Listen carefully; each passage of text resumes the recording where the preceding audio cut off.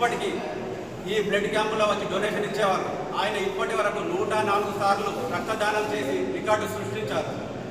అలాంటి వ్యక్తి ఇప్పుడు మన మధ్యలో లేకపోవడం విచారకరం. ఆయన ఎప్పుడు పరుల కోసం ఎలా ఉపయోగపడాలని ఆలోచించేవారు. నేను ఆయన చనిపోయిన తర్వాత కూడా తన శరీర భాగాలనే కాకుండా మొత్తం శరీరాన్ని మెడికల్ కాలేజీ విద్యార్థుల కోసం ఫ్రీగా ఇచ్చేసినారు. అలాంటి వ్యక్తి గురించి తలుచుకుంటేనే ఒళ్ళు గగురు కొడుతుంది. అలాంటి విద్యాసాగర్ రావు గారు మా ఐఎంఏ సభ్యుడు అనేందుకు మా అందరికీ చాలా గర్వంగా ఉంది.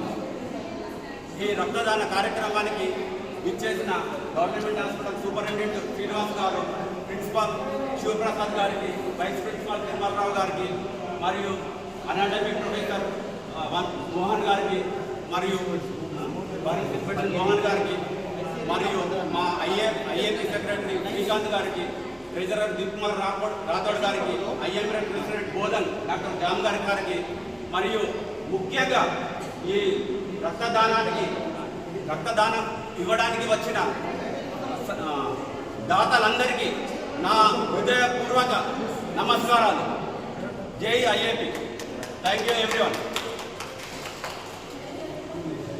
దినోత్సవ శుభాకాంక్షలు అందరికీ.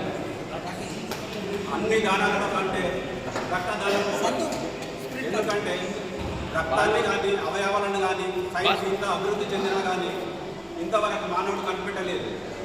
ప్రమాద బాధితులకు, క్యాన్సర్ పేషెంట్లకు చాలా రక్తం ఉపయోగకరంగా ఉంటుంది. మీరు ఇచ్చే ఒక్క పాయింట్ రక్తంలో తెల్ల రక్త కణాలు, ఎర్ర రక్త కణాలు, ప్లాస్మాని 3 భాగాలుగా విభజించి 3 ప్రాణాలను కాపాడవచ్చు.